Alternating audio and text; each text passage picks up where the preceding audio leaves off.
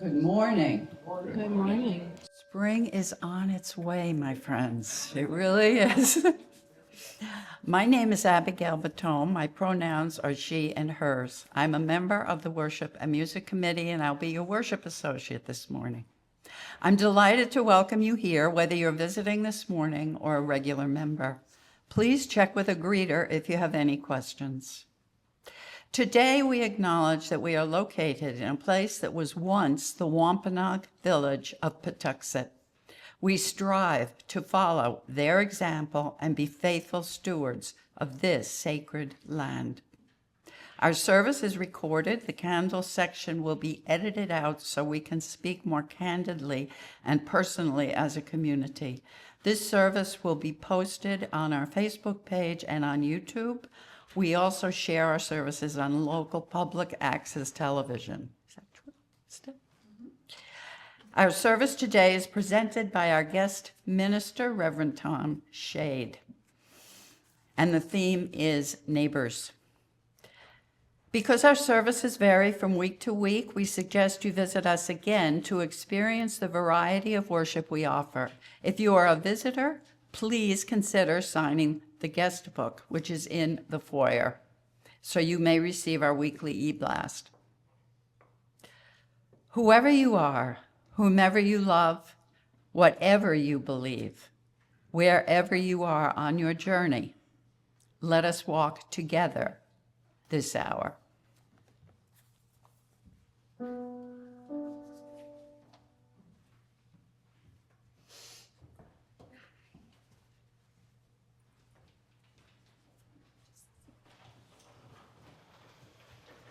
We are here with our neighbors. Our love for each other will carry us through. We are here with our neighbors. Our love for each other will carry us through.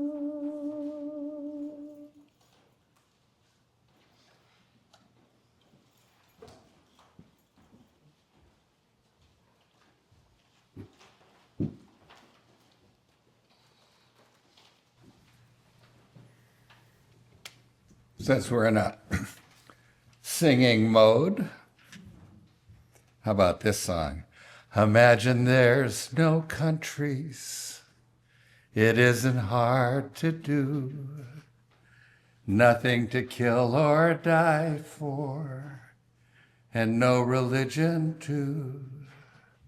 Imagine all the people living life in peace. You may say I'm a dreamer, but I'm not the only one. I hope someday you'll join us and the world will be as one. Those words by John Lennon, of course. The melody improvised by me on the spot, wandering around on his original notes. It's a wildly idealistic song that asked us to look past war and conflict and imagine a different world, to look past the most firmly held divisions, nationality and religion, and to see the world as one, to be dreamers, to hope. He died young. Friday was the going home service for Reverend Jesse Jackson. I lived in Chicago from the mid-1980s until the 90s, when he was a larger than life presence in that community and in the nation. I was active in his 1988 campaign for president. I took a leave of absence from my job and worked for 6 months in his campaign press office in Chicago. Now, he lived a long time, long enough to see dreams proclaimed and those dreams dashed, and to feel despair and to remember hope. And at a dark hour, he urged us to keep hope alive, and that is even needed more now. So let us in this hour look again at the world as it is and to measure it against our deepest held values. Reality falls short again, doesn't it? But let us look again and see a living hope. Come, let us worship together. Let's bring our chalice lighters forward.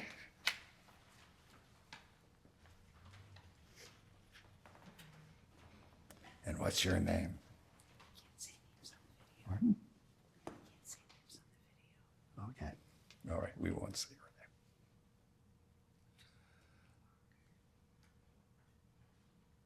Oh, there it is. There it is. Thank you. And let us say the words of our chalice lighting together. Love is the spirit of this church.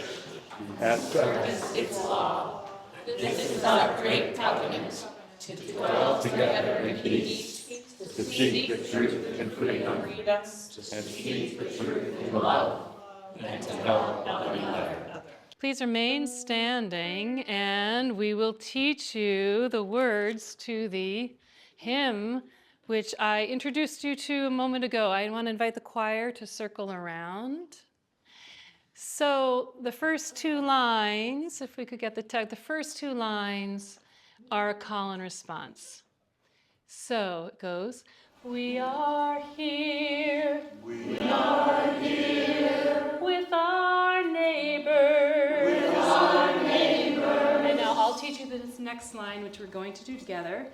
Our love for each other will carry us through. Together on that. Our love for each other will carry us through. We are here with our neighbors. Our love for each other will carry us through. It's very simple. I invite you to we're going to repeat it a few times. I'll throw in some substitutions, but if you want to do a little gentle side-to-side thing, give yourself a little pulse. Here we go. We are here with our neighbors. Our love for each other will carry us through. You got it? That's it. And we are here. With our neighbors.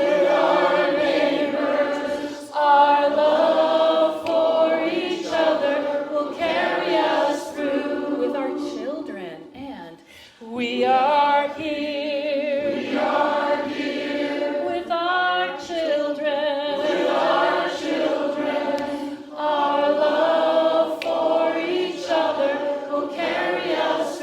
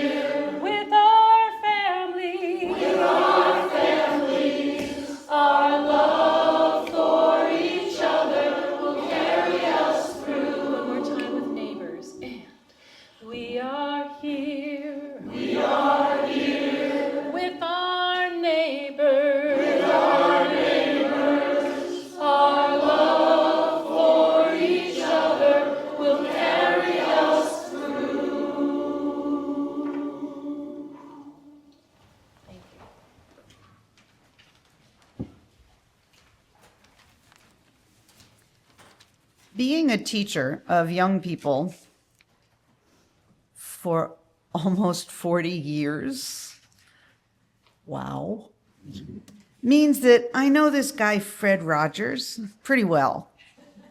I've actually met Fred Rogers. And he lived his summers on a house on Nantucket that was called the Crooked House. And it was really crooked. No roofs met up neatly. Windows were wonky. It was a great house for Mr. Rogers. So when we were talking about this service and the title of the service and talking about Won't You Be My Neighbor, I thought, oh, I love this. We can talk about Mr. Rogers and we can sing his song. But being a person who likes to learn new things, I decided I was going to spend a little time seeing what I didn't know about Mr. Rogers. And I found a few things I knew and a few things I didn't know that I wanted to share with you. Like, he was an educator. He also was a musician and got a bachelor's in music. He was also a Presbyterian minister. He went to theological school. He spent time feeling that learning was the most important thing, and so he had to keep learning. The lyrics for the Mr. Rogers theme song, Won't You Be My Neighbors, were written by Mr. Rogers. The music was written by Mr. Rogers.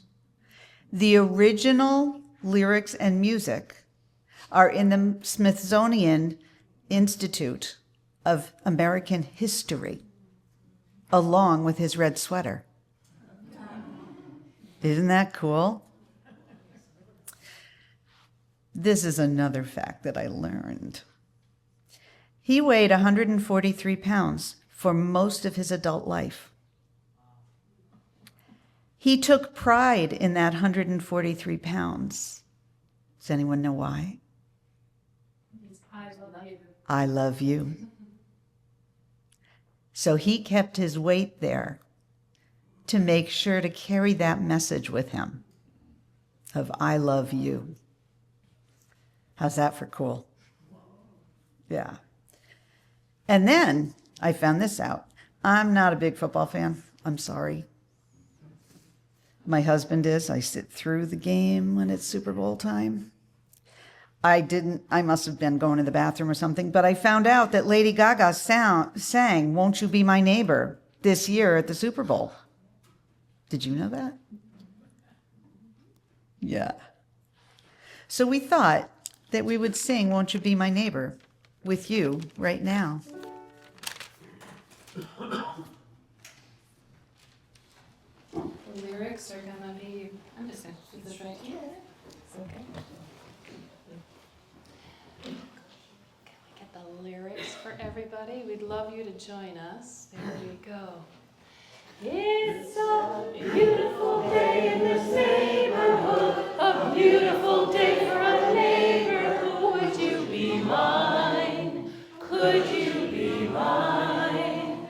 It's a neighborly day in this beauty wood, a neighborly day for a beauty. Would you be mine? Could you be mine? I have always wanted to have a neighbor just like you. I've always wanted to live in a neighborhood with you. So let's make the most of this beautiful day. Since we're together, we might as well say, would you be mine? Could you be mine? Won't you be my neighbor? Won't you please? Won't you please? Please won't you be my neighbor?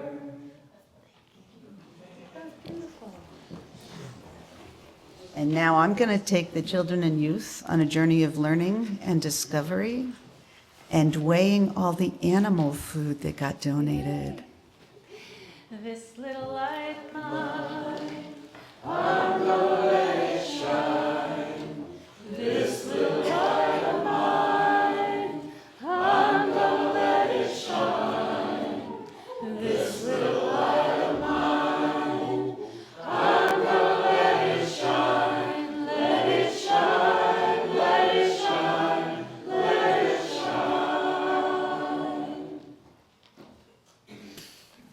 Oh, that was delightful. That was really fun.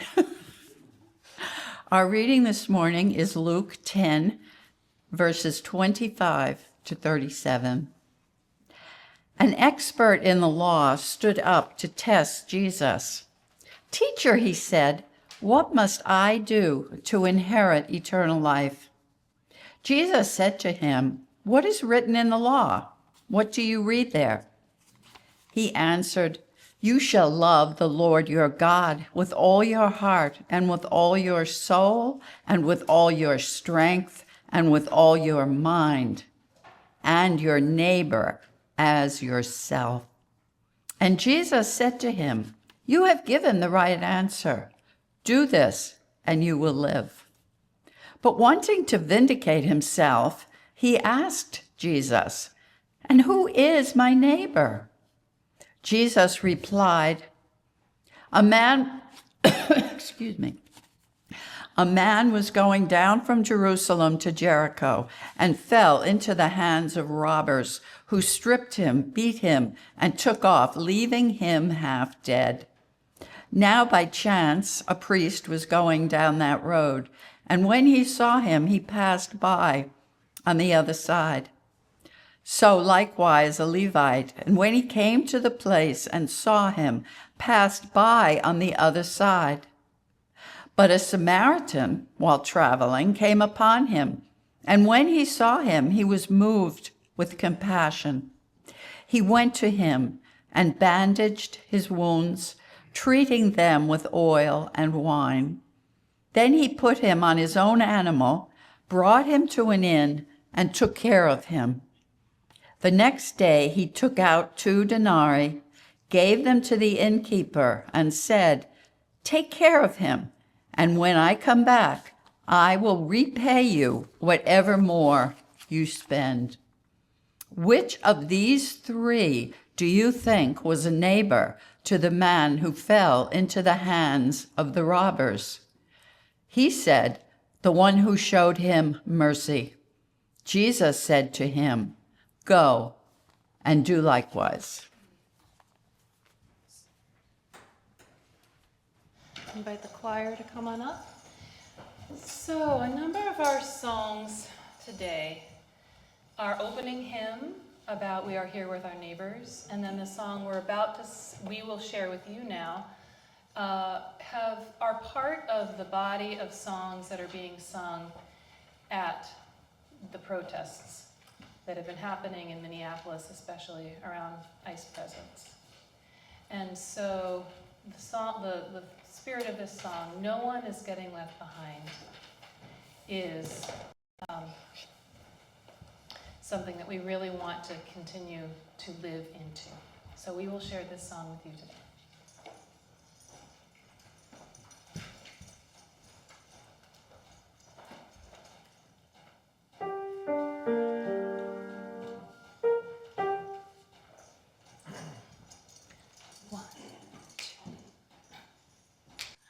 No one is getting left behind this time.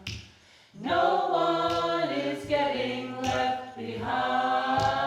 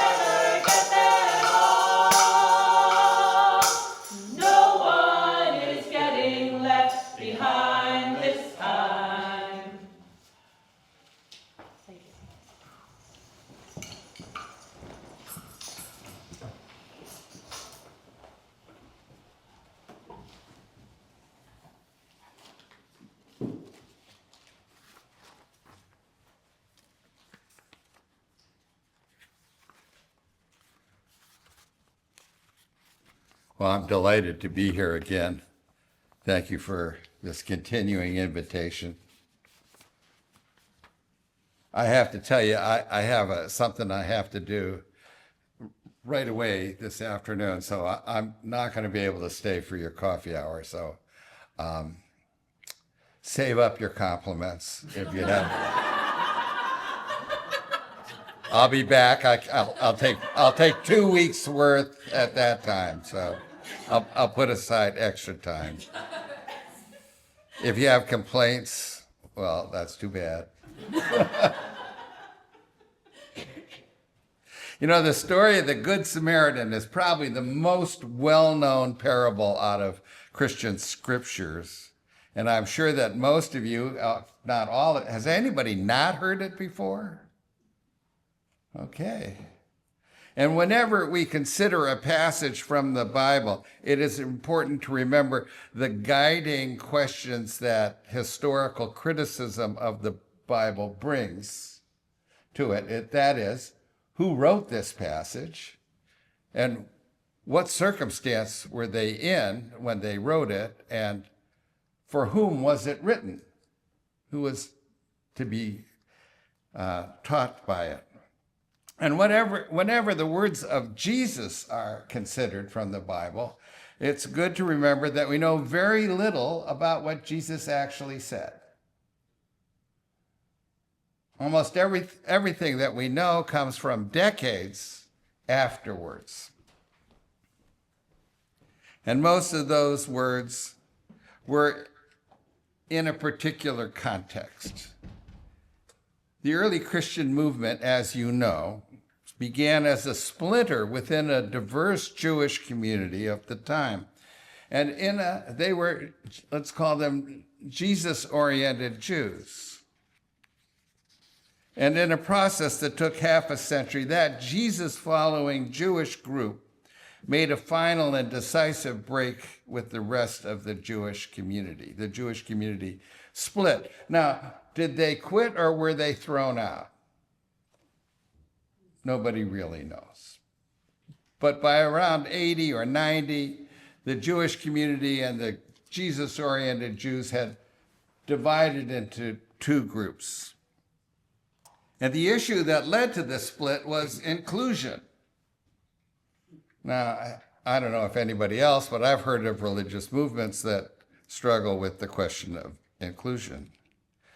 The Jesus-oriented Jews, Paul, for example, wanted to include Gentiles in their movement, and the rest of the Jewish community did not. And the four Gospels, Matthew, Mark, Luke, and John, retell the story of Jesus in such a way as to make it look like he would support the inclusion of Gentiles in his movement. Because Jesus never imagined himself as starting a non-Jewish movement, this was something that Jesus never would have considered.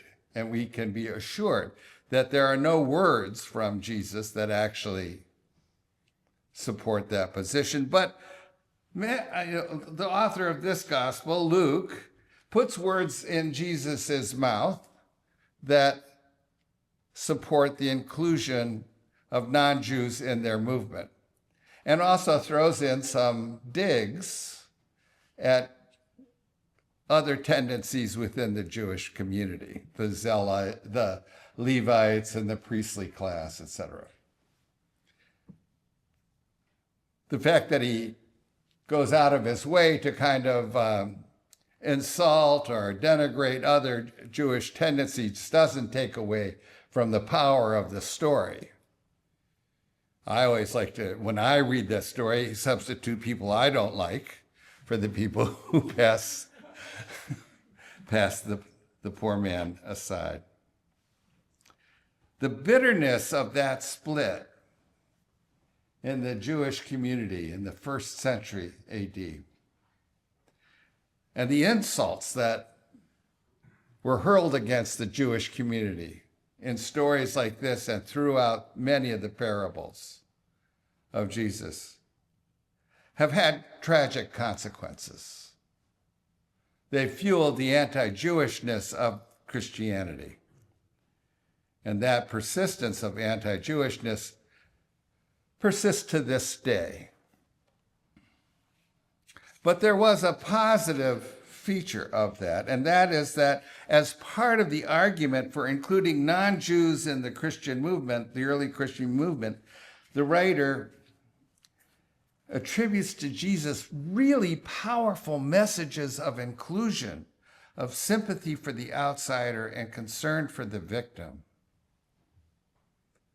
And that strain of thought that was attributed to Jesus comes down to us as the gospel of the liberal Christian church. And this is why it's people who follow that part of the message, that part of the parable, are the folks, all the Presbyterians like Fred Rogers, all the Methodists and UCC folk, and the disciples of Christ, and even the Unitarian Universalists who are out getting arrested in Minneapolis because they heard the message. They heard the message, go thou and do likewise. Stand up for those that have fallen in the hands of thugs on the road to Jericho. It's a paradoxical message, right? On the one hand, this strain which feeds anti-Jewishness, and on the other hand, this strain which feeds all of the gospel of inclusion of the liberal church. The anti-Jewishness is also connected to that whole message of inclusion also shows up as missionaries, as colonialism, as imperialism. So when you approach this story, which is so foundational to much of our understanding of Christianity, whether we're in it or out of it,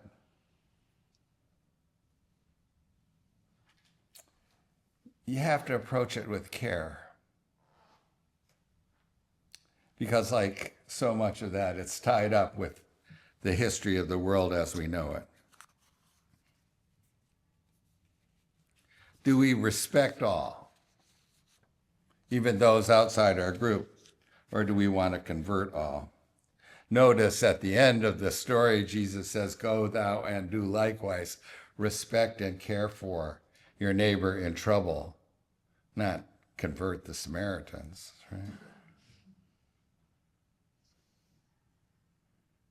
In the icy winter struggle of Minneapolis 2026, we are seeing that religious movement for inclusion and respect and beloved community at work.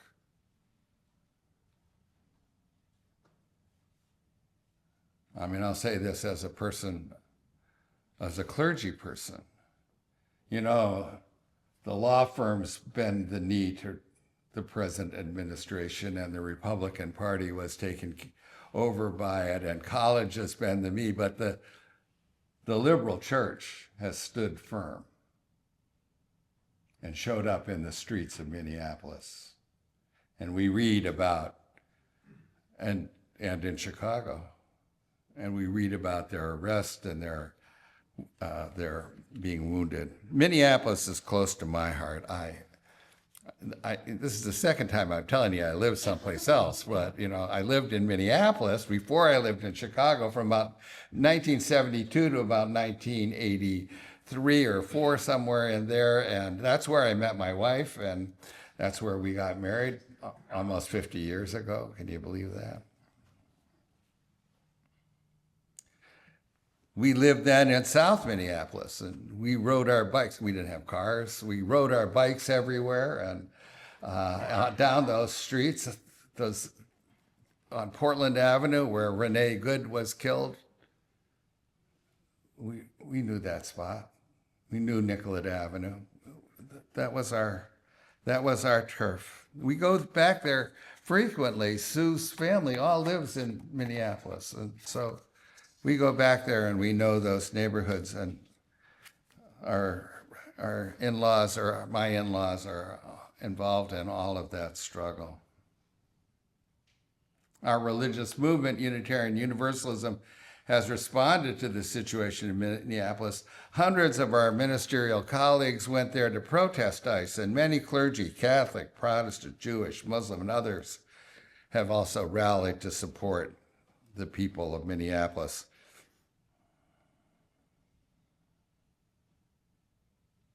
There is a strong religious movement in this country that celebrates pluralism and tries to do justice and mercy and walk humbly with the divine.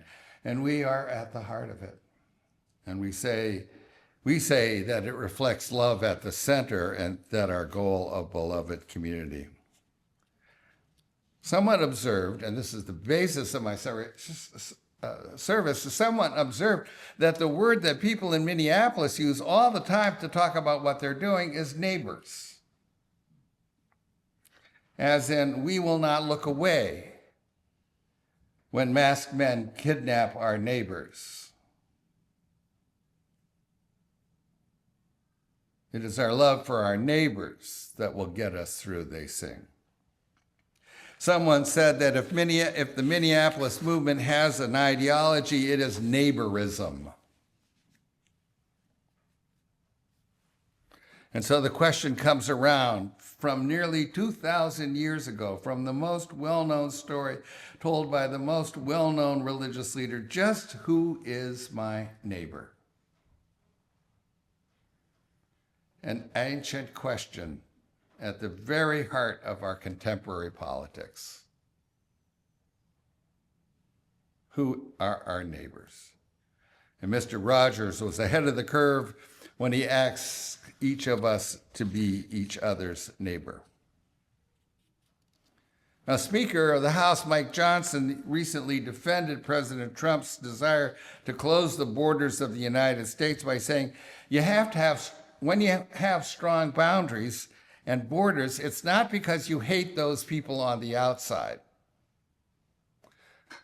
but that you love the people on the inside more. So there you have it. Two different definitions of who is my neighbor. Mike Johnson has one answer, and the people of Minneapolis has another. For the people of Minneapolis, your neighbors are the people who live around you. They may have a different ethnicity or race or practice a different religion or have different political and social attitudes, but they are there.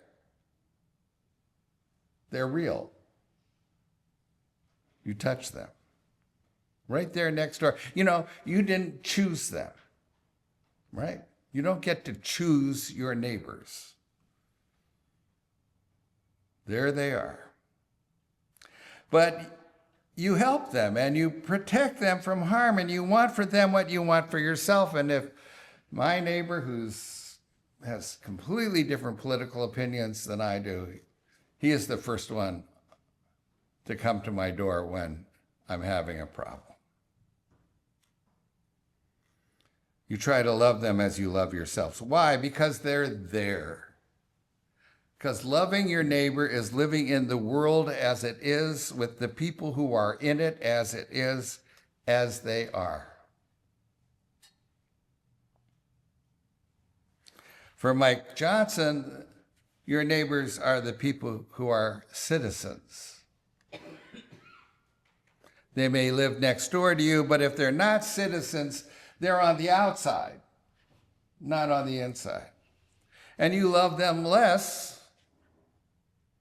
than you love the citizens. The most important boundary is not who's living with you, but who's a citizen and who's not a citizen. You just love the citizens more. In other words, legal categories are more important than the reality of the people that are around you. As soon as I typed those words, I thought about the struggle for marriage equality, right? This union between two people had the paper from the state, so that was a real marriage. And these two people who are in a union for life don't have the paper from the state, so they're not really married. And yet, by looking at them and by seeing them and interacting with them, that didn't make any difference. That was like that piece of paper didn't define the reality of people that you knew.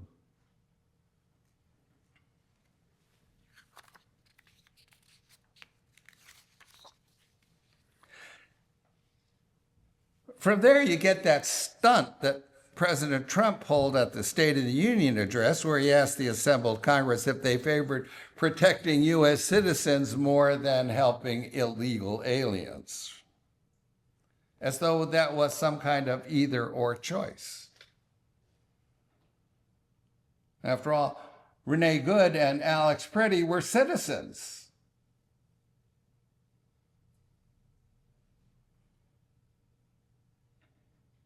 And it turns out that if you want to engage in mass deportation of people without papers, you have to go after citizens as well.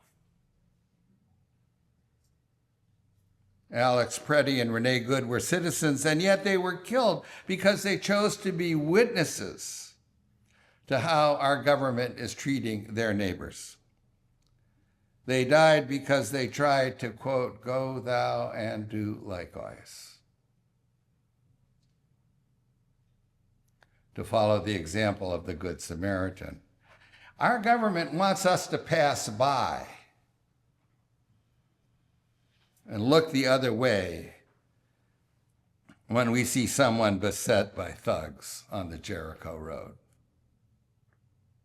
or Portland Avenue or Nicollet Avenue. In short, when our government's engaging in ethnic cleansing and mass deportation, they want us to be good Germans. I grew up in a German descended family. And the great trauma in my parents' life was the Holocaust. They lived here in America. They were, their great-grandparents had come over. But they knew lots of Germans from before the war and after. And I think the one political lesson that my mother and father taught me, which has lasted all this time, is you have to know what's going on in your name. It's inexcusable to be a good German who followed orders and didn't notice and said later, oh, I had no idea that was happening. Our government wants us to be good Germans. They want us to not notice when children disappear out of their classes, and they want us to ignore the prison camp in a big warehouse on the outskirts of town. The choice is clear. Good Samaritans or good Germans? Glenn recommended this morning that we sing, once to every man and nation, once to every soul and nation, comes a moment to decide. Not just once, though, over and over and over again, we have to decide. Our faith is a faith in beloved community, not only as a dream and as a hope, but as a description of the human reality in the present. Because underneath all the divisions of race and nationality and religion, we believe that there is a human empathy, a circle of care that stretches across the globe. Not that any one person or group truly has global consciousness, but that individual people, no matter who they are or where they come from, will more often than not come to each other's aid in a crisis. On a gut level, we know that they're interdependent, that we are all interdependent. And that when the tornado comes, or the earthquake comes, or fires threaten, or governments repress people, we show up for each other. It is true enough.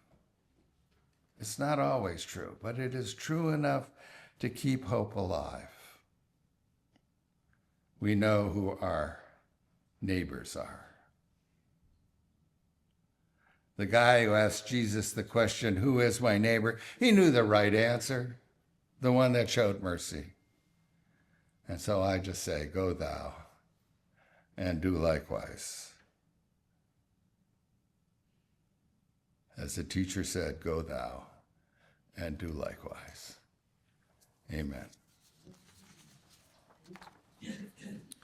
Let's sing, not the song that Glenn suggested, but let's sing We'll Build a Land, some other time, right? We'll Build a Land, number 121 in your hymnal. Please rise in body or spirit. We also have a little, you'll see actually, go right on up. Yeah. We are going to sing Come Build a Land Where All of the People. You'll see those lyrics right there.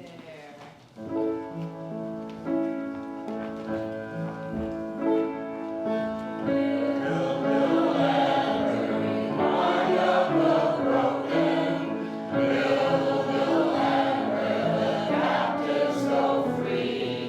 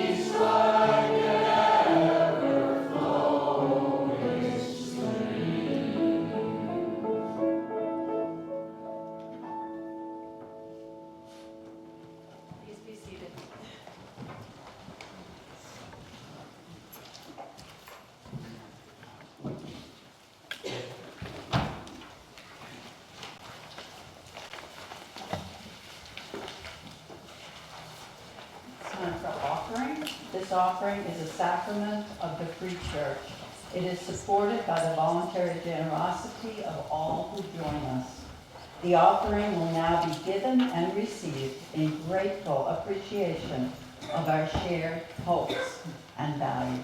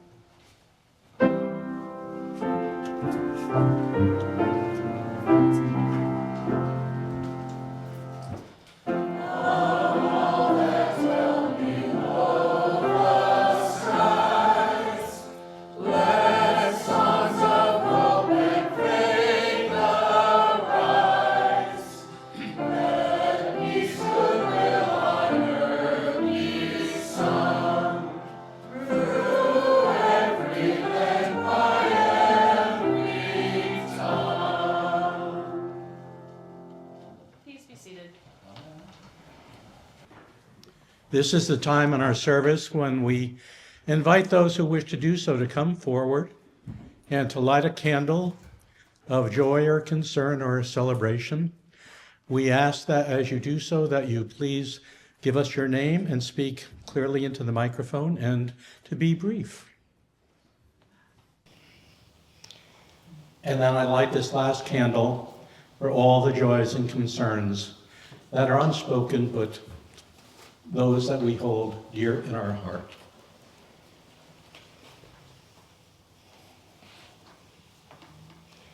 And may we as a community continue to grow in empathy and our ability to care for one another.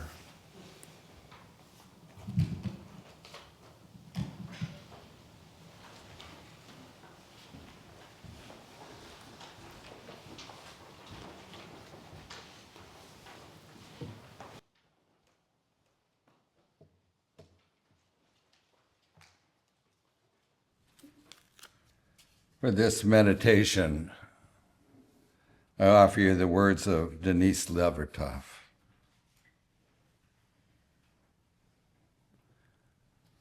But we have only begun to love the earth and all its people.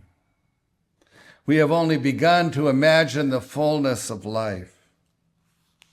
How could we tire of hope? So much is in the bud. How can desire fail? We have only begun to imagine justice and mercy, only begun to envision how it might be to live as siblings with beast and flower and other people, not as oppressors. Surely our river cannot be already hastening into the sea of non-being. Surely it cannot drag in its silt all that is innocent. Not yet. Not yet. There's too much that is broken that must be mended. Too much hurt that we have done to each other that cannot yet be forgiven. We have only begun to know the power that is in us if we would join our solitudes into the communion of struggle. So much is unfolding that must complete its gesture. So much is in the bud. Amen.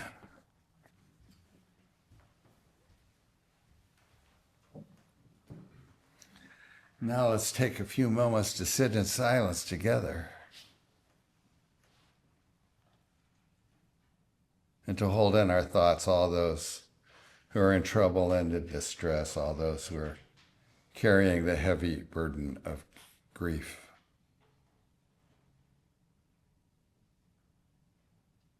Hold in our thoughts all those in dangerous places.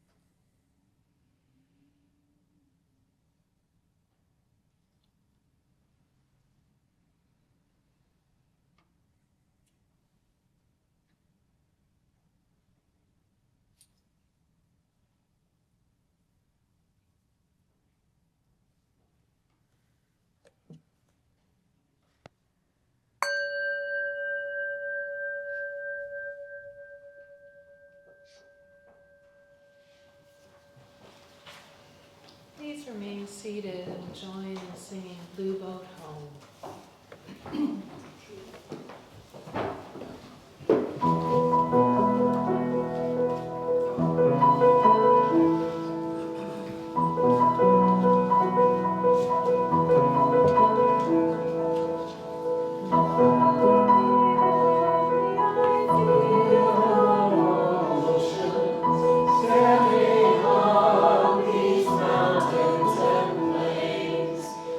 Far away from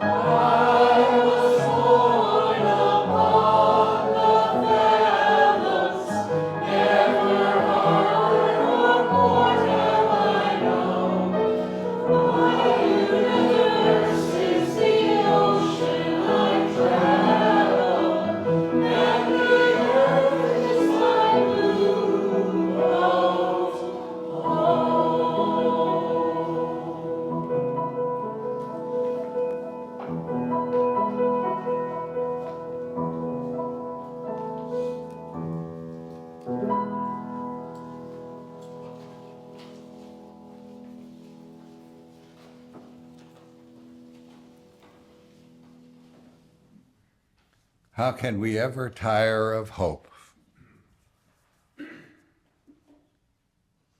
when so much is in bud?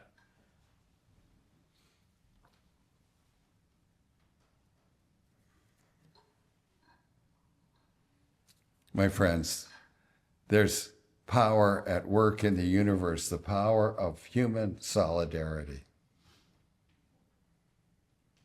of people reaching out to strangers and calling them neighbors. That power is not made by human hands, but made by all of us together. And that power, well, you can trust that power. You can trust that power whenever you make a stand for justice, whenever you reach out to a stranger and call them neighbor, whenever you reach out to those that grieve and offer them garlands instead of ashes, whenever you go thou and do likewise. Trust in that power and go forth into this world and go thou and do likewise. It will be with you when you do. Amen.